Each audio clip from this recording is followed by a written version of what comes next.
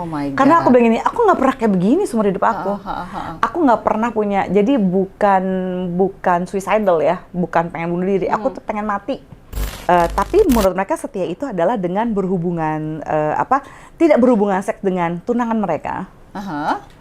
Tapi berhubungan seks dengan pada zaman itu ya maklum ya, nih tahun 90-an, jadi dengan cewek bispak yang bisa dipakai. Ya zaman dulu bispak kayak masih istilah itu. Terus dengan anak Gen Z nggak tahu, Gen Z nggak tahu.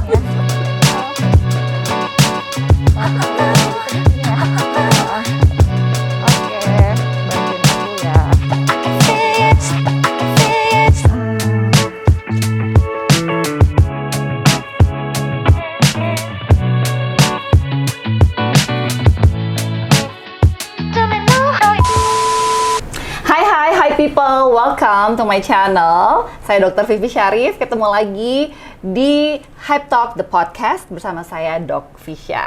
Nah, kali ini kita bakal bahas topik yang seru banget karena saya kedatangan seorang tamu yang cantik dan smart dan heboh dan seru. Kok agak mirip saya juga ya? Yaitu Mbak Zoya Amirin. Mbak Zoya, welcome, selamat datang di podcast saya. Kami ini belahan jiwa, namanya sama. Ini nggak janjian ya, tiba-tiba kita janjian. Pinky-pinky. Emang sehati banget. Sehati banget ya, seru banget emang kalau ngobrol sama Mbak Zoya Amirin. Apa kabar Mbak? Sehat. Sehat. Sibuk gak sih? Lumayan dok. Lumayan ya. Saya pikir tuh kalau lagi Ramadan tuh kan biasanya agak-agak tone down sedikit gitu ya. Ini tuh surprisingly like rame gitu. Jadi aduh Dokter Vivi pagi-pagi banget nggak apa-apa ya. Sorry. It's okay. Pokoknya ngerti banget pasti schedule-nya Mbak Zoya padat banget. Thank you so much udah ngeluangin waktu buat kita ngobrol-ngobrol ya di podcast saya ini ya. Oke. Mbak Zoya ini adalah seorang psikolog klinis. Ya. Dan spesialisasinya di cinta dan hubungan intim. Benar nggak sih?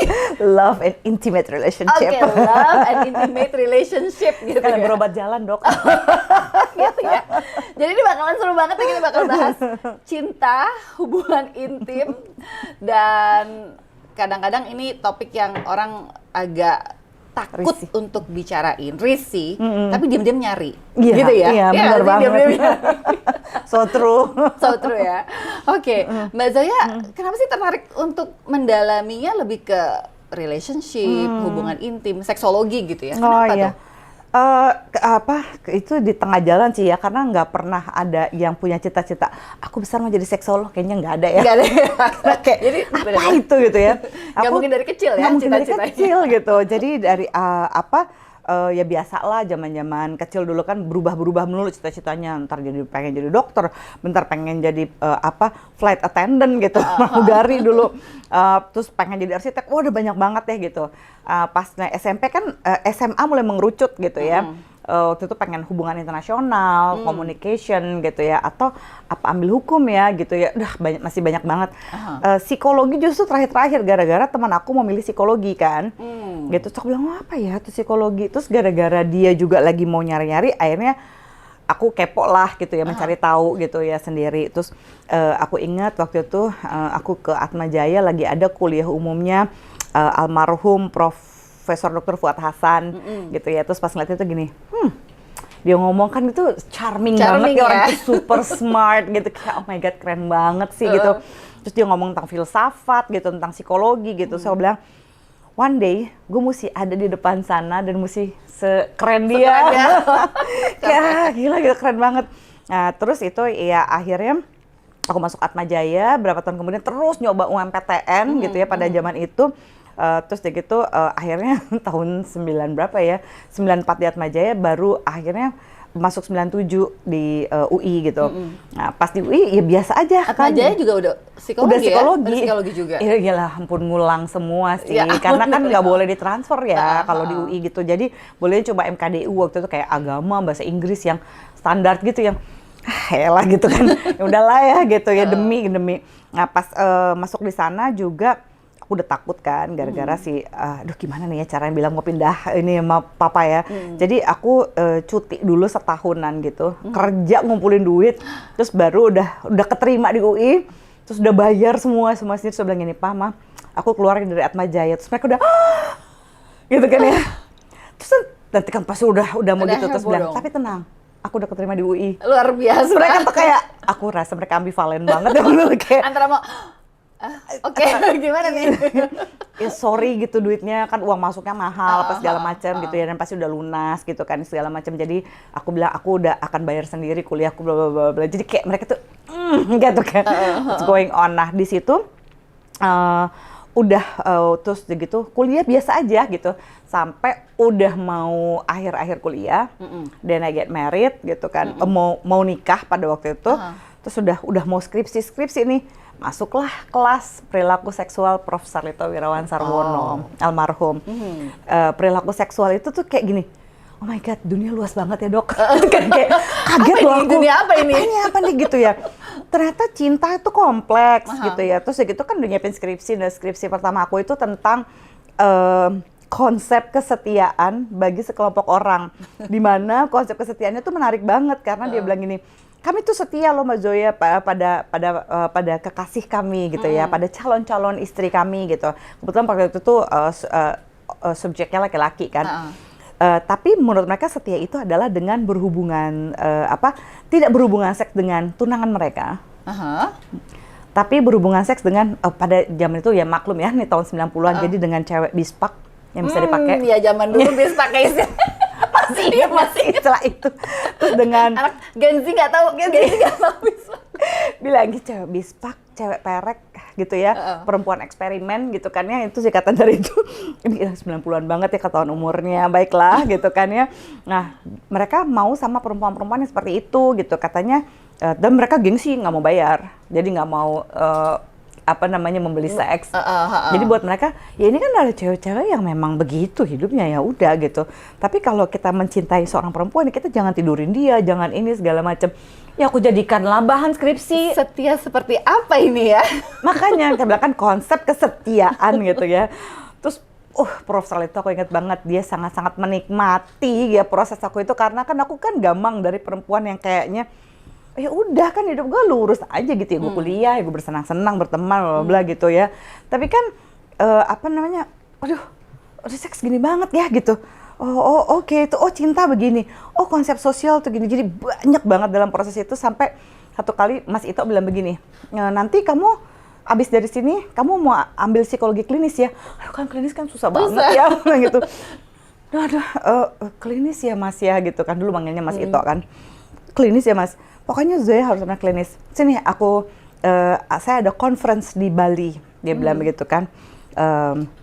Ada pertemuan di Jakarta, nanti kan ada conference di Bali gitu ya. Bali apa Surabaya gitu, saya lupa waktu itu.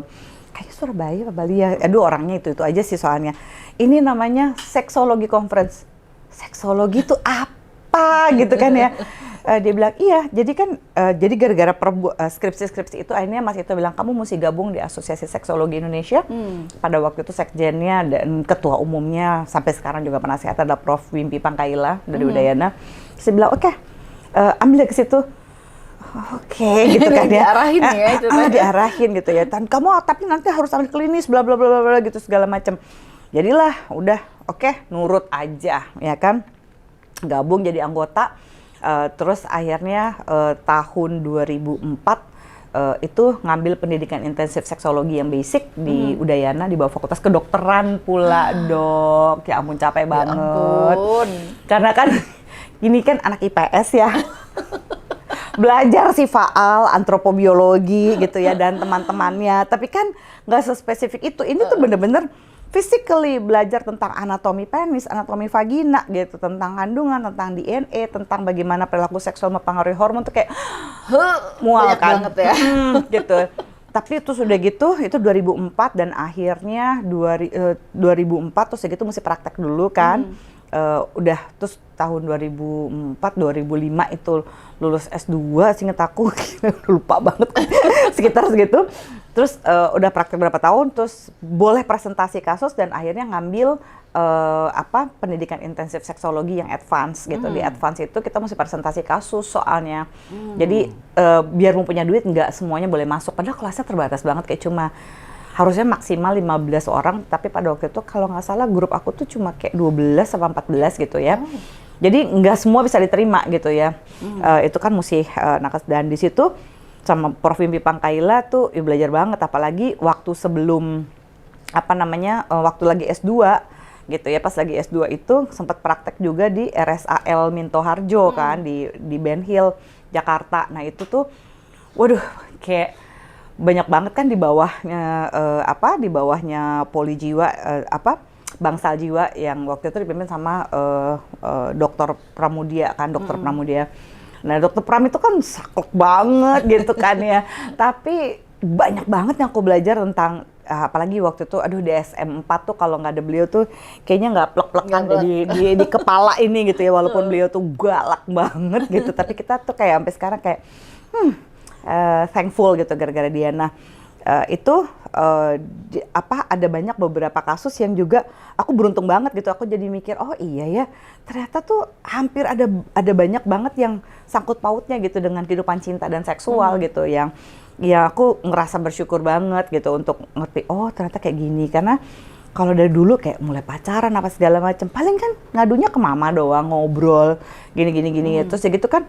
Ada banyak hal yang mama juga nggak ngerti itu apa gitu.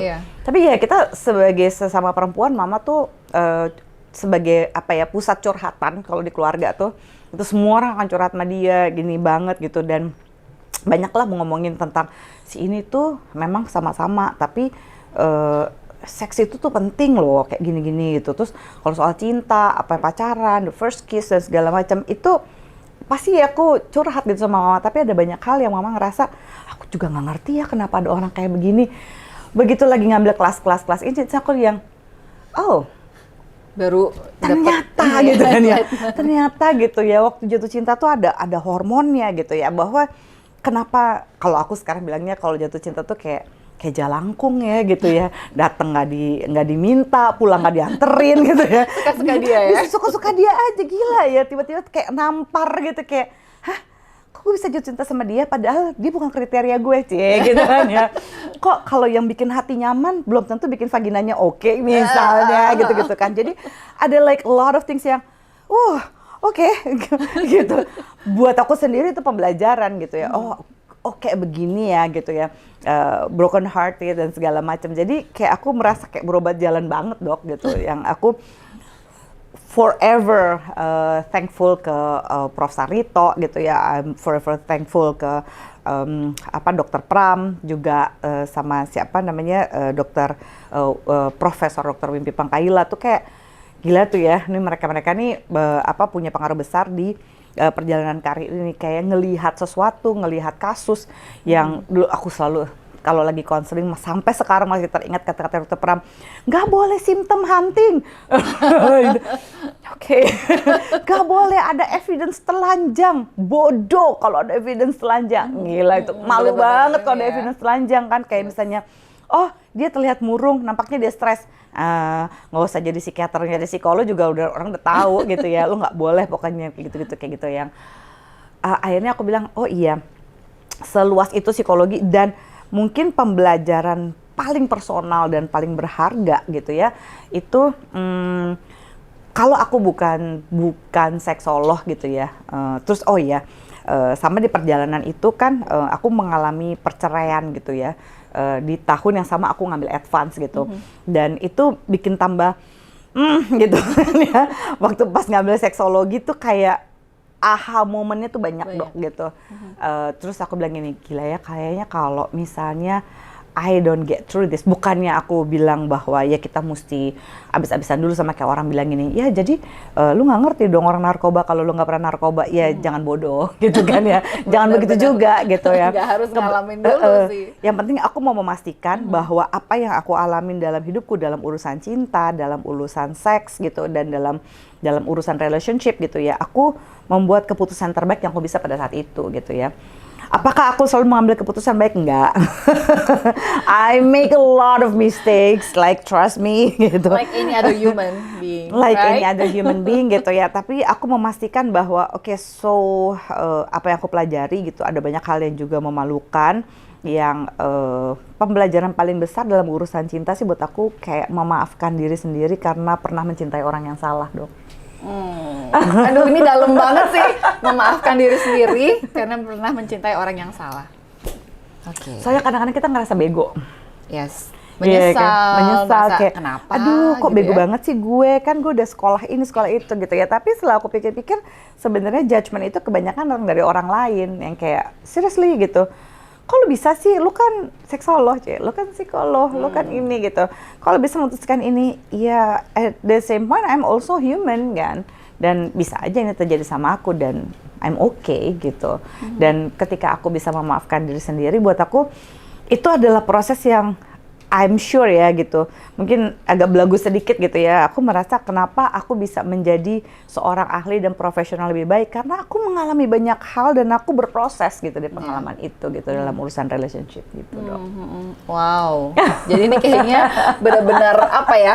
Akhirnya menyatu dengan kehidupannya Mbak Zoya ya. Artinya perjalanan karirnya ini benar-benar inline sama kehidupan pribadi juga gitu, artinya ada thankfully seperti itu gitu ya. Karena rough moment itu kan adalah apa ya, unseen hustle gitu ya. Kita kan sebagai perempuan sering masih di budaya patriarki kan kita masih menjadi warga negara kelas 2 ya dok gitu. Jadi kayaknya kalau perempuan tuh mesti baik-baik, mesti ini kayak psikolog, seksolog juga, cerai, nah gitu kan kayak.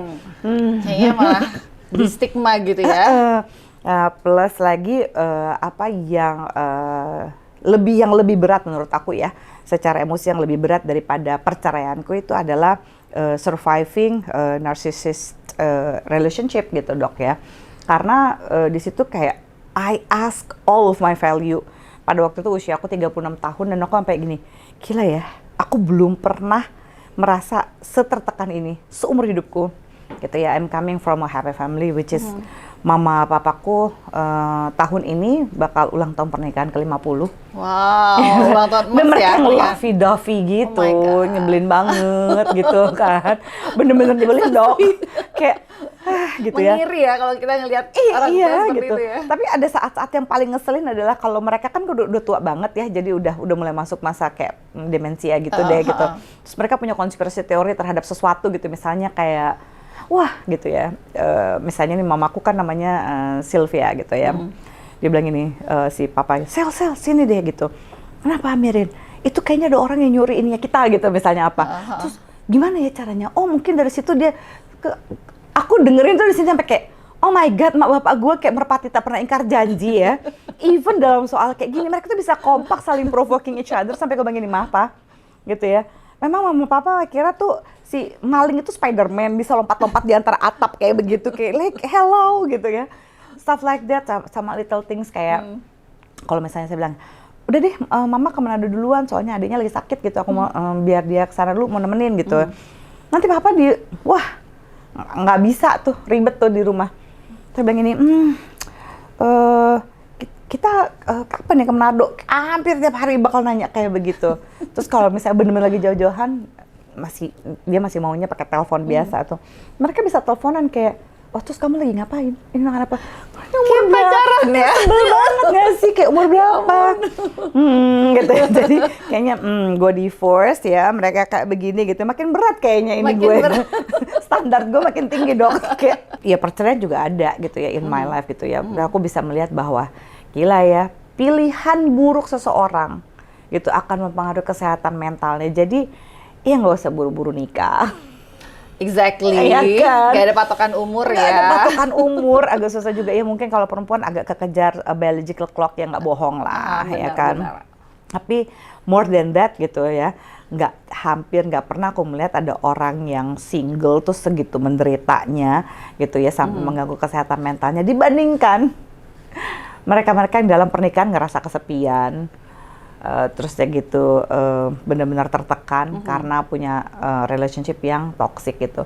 Dua orang baik aja bisa punya relationship yang toxic gitu ya. Apalagi kalau ada salah satunya toxic gitu ya, wah lebih parah lagi. Wah, lebih parah lagi. Ya, jadi pas lagi punya relationship dengan NPD itu makin aku begini, gila ya, aku kayaknya bisa tepar deh kalau aku, if I'm not a psychologist, ya, kalau aku bukan seksolog gitu, karena aku langsung cepat minta bantuan dok. Untungnya cepet sadar aku langsung ya. konseling. Oh my God. Karena aku bilang gini, aku nggak pernah kayak begini seumur hidup aku. Aku nggak pernah punya, jadi bukan suicidal ya, bukan pengen bunuh diri, aku tuh pengen mati. So I was like, kalau gila ya, gue nggak pernah selama 36 tahun hidup gue tuh kayak berasa, wah gila suffocating. Ini tuh rasanya suffocating, kayak masuk pasir hisap tuh dok.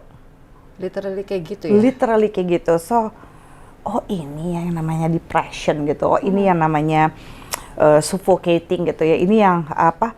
Even buat aku yang kepedean sih sebenarnya gue dok. Kayak oh, I can handle this gitu. Jadi ya. Sampai udah tahu nih pasangannya. Waktu itu udah tahu belum? Belum. Oh belum. Tapi berasa I can handle this.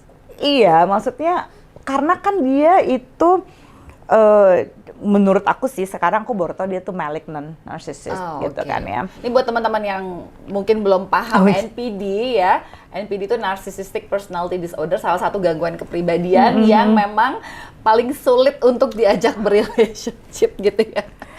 Aduh. Oke, jadi dia tipe yang malignan nih yang dan apa namanya, love bombingnya keren dok. Sekeren apa tuh love bombing? Sekeren dia salah satu lulusan S3 Ivy League University di Amerika. Oke. Pernah jadi charmnya udah berasa. Pernah jadi penasehat presiden yang sebelum-sebelumnya. Wow. Gitu, aku nggak usah kasih tau presiden yang mana. Nanti dicari sama netizen. Dicari sama netizen, mati gue. Gitu ya. Terus dia dalam bidangnya ya, dia dicarinya gitu. Terus aku sampai, jadi the conversation it's very apa ya, very smart. Ya sebagai orang yang sapioseksual ya, yang naksir sama orang yang pasti akan terkesima dulu gitu ya sama orang yang smart gitu kan ya. Itu was like, wah keren banget gitu, pendekatannya juga. Orang ngasih apa, dia ngasih buku gitu kan ya. Bukunya itu emang keren banget, sampai sekarang sialan dari dia lagi nih buku ini, sudahlah ya gitu. Udah gue ambil untungnya aja deh. Gitu ya. It was like apa ya, very entertaining intellectually gitu ya. And I think it's very sexy gitu ya. The conversation, the jokes gitu kan ya. Karena kalau orang nggak pinter-pinter banget kan jokesnya garing ya dok. Garing ya. Sebab aku ya udah sampai satu titik di mana pada waktu itu tuh abis 2 tahun, kira-kira 2 tahun setelah aku divorce tuh kencan-kencannya tuh kayak gini, oh my god, lu tuh seksolog ya gitu. Dikencan ya dok ya. Posisi favorit lo apa? Ih, please deh. CEO. Ya masa gue bilang doggy style, hello, are you crazy gitu. Aku bilang gini, lu mungkin gak sih kalau misalnya lu lu kencan gitu ya sama kayak lawyer gitu ya, would you ask like, did you pernah ngelanggar hukum gak sih, pasal berapa? Ih, males banget ya. Apa sih gitu ya, kenapa sih nanyanya kayak gitu, kayak nggak bisa have a deep and honest conversation gitu ya. Nah sementara ini orang ini, ya meskipun dia kayak kelihatan banget naksir aku kan, tapi it was like keren gitu caranya dia pendekatannya dia gitu. Dan memang ada beberapa aku merasa kayaknya agak kelebihan sekali deh, karena dia kayak, oh my god, where you've been my whole life. Itu di awal-awal love bombing ternyata. Banget. Gitu ya, kan awalnya kok agak GR tapi kok ada yang jengah gitu, something like that gitu. Wow. Jadi ngalamin love bombing, manipulasi dari si narcissist juga gitu ya. And how did you get out of that relationship? Gimana bisa keluar? Karena ini banyak banget yang mungkin relate, mengalami gitu ya, punya relationship sama seorang pasangan yang NPD, yang narcissist. Cara keluarnya gimana? Itu pertanyaannya. Ingat nggak tadi aku bilang kalau apa sih namanya, ini bukan something I'm proud of. I'm so dramatic at that time, dok. Okay. Out of character banget deh gitu ya. You can ask my family gitu ya. I was like really out of character yang kayak, gue nggak pernah kebayang. I've been through a lot of relationship at that time gitu kan. I just get divorced juga gitu. Dan sebelumnya kan gue pacaran terus aku tuh gitu kan ya. Jadi ini kira-kira pacaran kedua deh gitu ya setelah aku divorce gitu ya. Kedua apa ketiga ya lupa gue. Pokoknya itu tuh kayak yang bener-bener serius lah pacarannya ya setelah divorce gitu. It was like gitu. I mean dramatic gitu ya. Aku belum pernah seumur-umur, maksudnya kalau kita putus ya nangis ya apa segala macam ya ada lah gitu ya. Ya diselingkuhin ya ada lah gitu. Tapi ya udah gitu ya berantemnya standar aja. Tapi ini tuh kayak I beg for him for like, enggak, karena ya itu dia aku bilang, aku belagu banget, aku ngerasa kayak, tunggu, ya kan gitu ya. I'll try everything. Jadi kalau misalnya aku ada di posisi ini, apalagi kan udah jadi seksolog waktu itu, aku akan mencoba, ini deh teknik ini deh gitu kan, biasanya kalau ada klien yang begini, apa yang aku akan lakukan gitu. Jadi semua teknik relationship yang aku bisa itu udah aku praktekkan, dan it didn't work. Oh my God. That's supposed to be my clue. Yep. Tapi buat aku, Challenge. gue coba lagi. Challenge. Nah di situ aku like terus gitu setelah udah break up baru sih aku ketemu Barry McCarthy yang bikin buku tentang sexual desire. Aku bilang gini, urusan ranjang, urusan apa itu oke, kok bisa sih gitu ya. Kalau urusan di luar ranjang itu nggak bisa diomongin. Urusan ranjang misalnya kapan I want sex dan apa segala macam gitu ya. What do I like segala macam. Aku bisa omongin gitu sama semua orang. Aku bener-bener aku bikin itu. Tapi begitu coming to relationship itself, kok salah melulu ya gue. Aku baru tahu sekarang gaslighting ternyata. Gaslighting.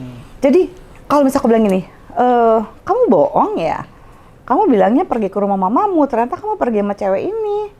Gimana sih gitu ya? Terus ada aja lagi orang yang ngasih tahu gue kan kayak gitu ya. Aduh gitu. Terus gitu bilang gini, oh my God, how crazy are you for buat mencari tahu tentang aku gini. Loh.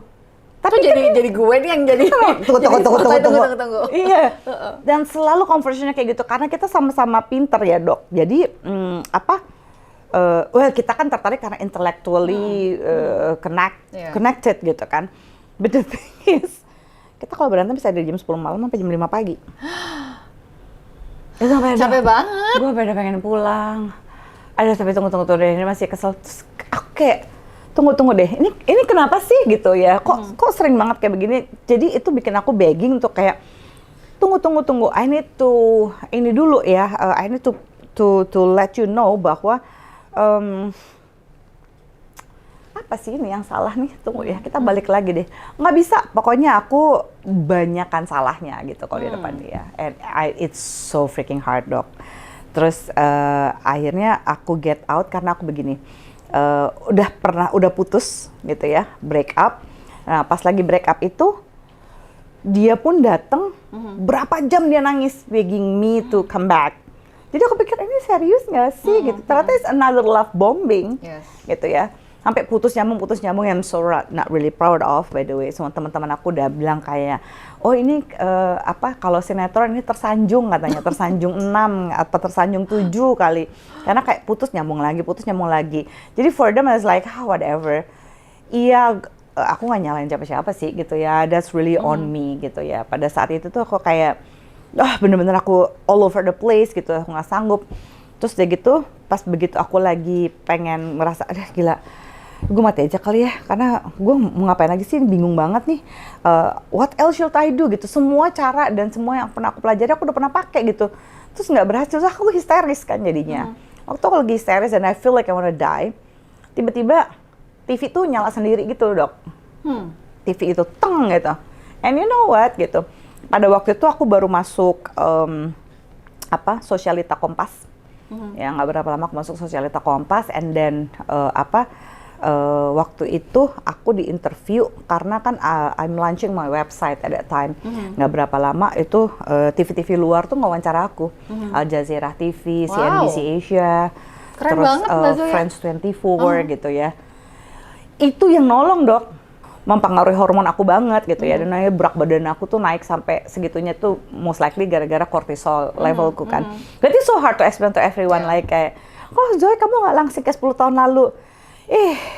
gue sih bersyukur, pokoknya gue happy, gue sehat gitu ya. Not because I'm not olahraga apa segala macam, oh iya aku olahraga, aku diet gitu ya. Sampai kadang-kadang suka pada bercanda gitu di rumah, ini kenapa lu jadi kayak poster dampar begini kalau olahraga, kan kayak gila capek banget gitu. Tapi ya demi serotonin dan sebagainya gitu ya dok. Jadi I do everything in my power, I do counseling.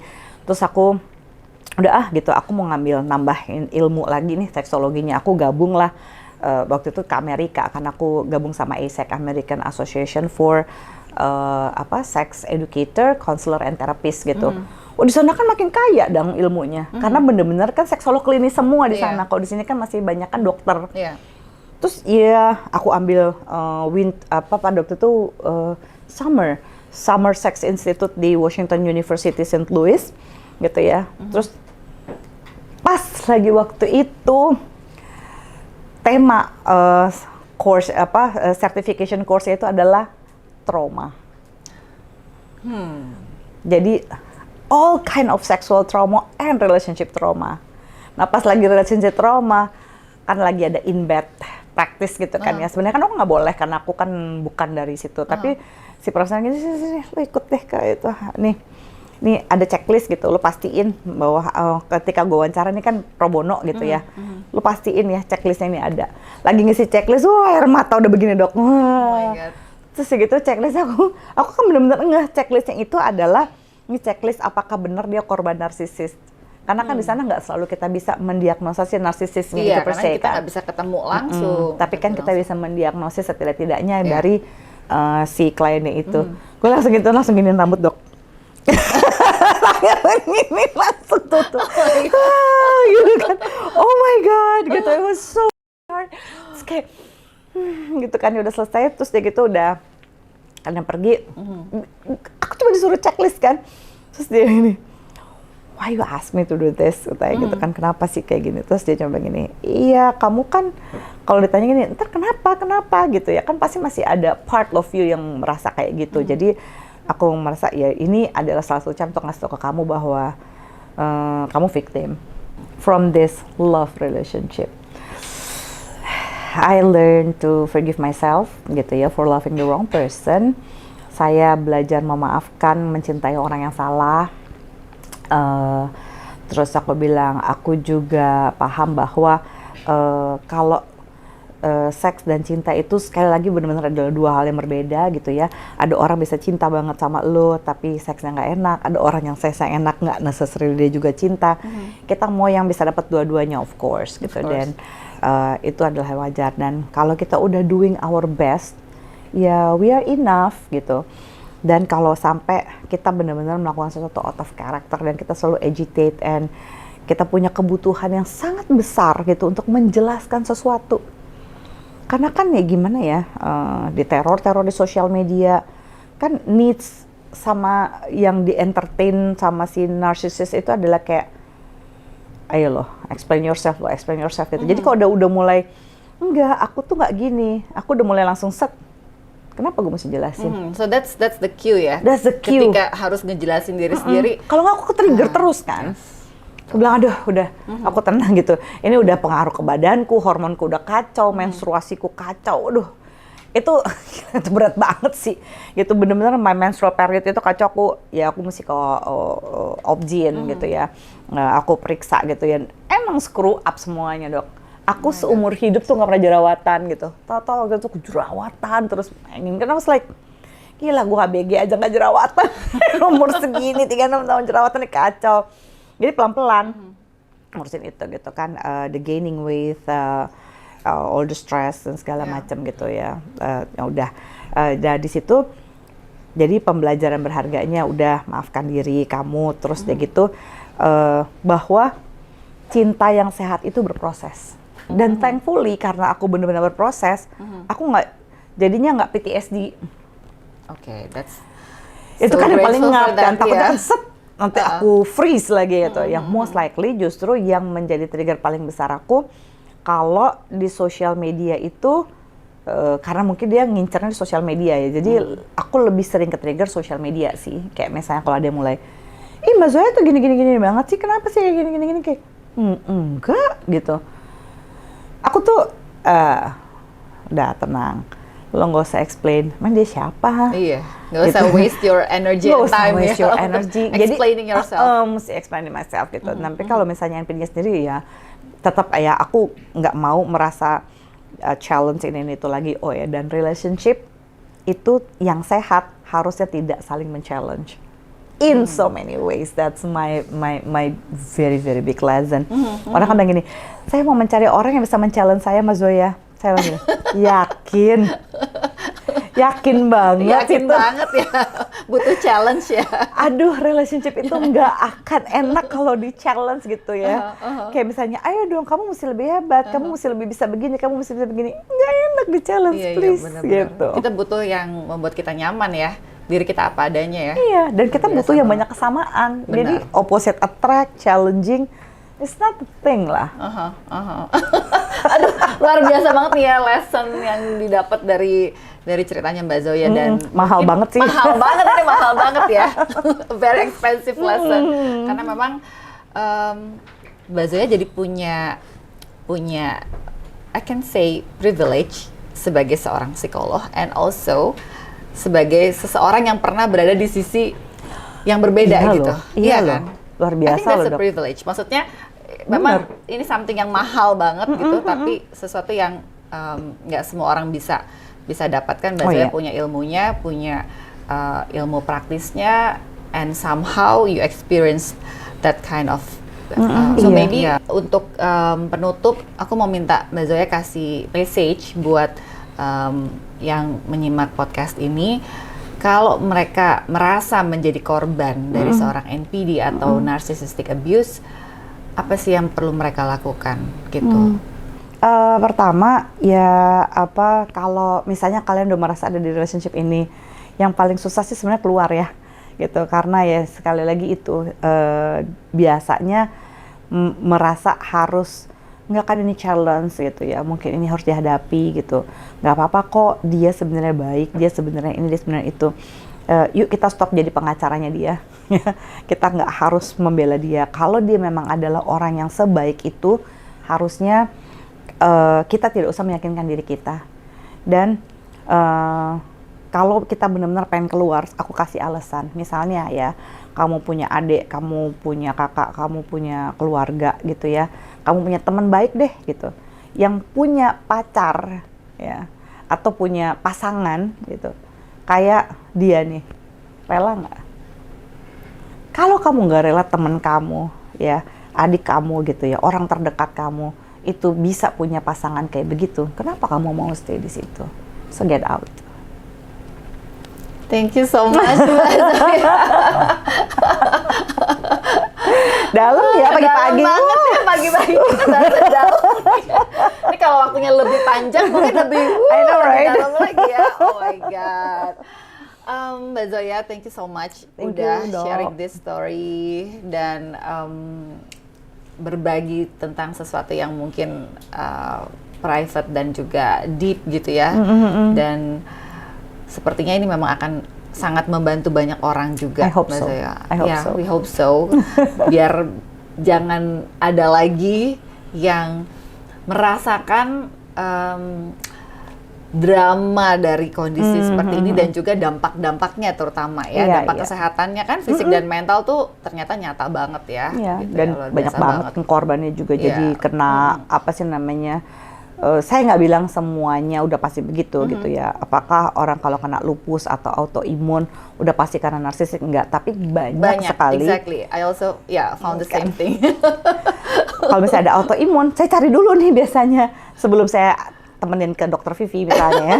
Aku bilang ayo kita ke psikiater gitu ya. Tapi aku cari dulu ada siapa nih di sininya yang NPD gitu. Karena biasanya apa? Karena defense itu kan. Defense, betul. Pertahanan diri, berusaha untuk bertahan explain explain terus itu kan bisa jadi autoimun. Benar.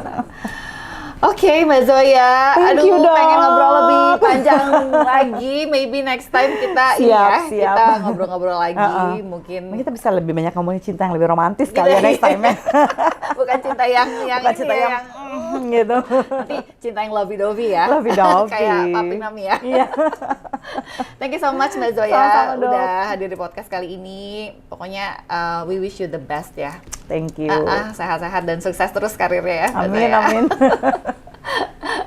Alright, hi people. Itu tadi perbincangan saya bersama Mbak Zoya Amirin dan kita banyak belajar ya hari ini ya bahwa kalau kita pernah membuat satu keputusan yang salah dalam hidup kita perlu memaafkan diri.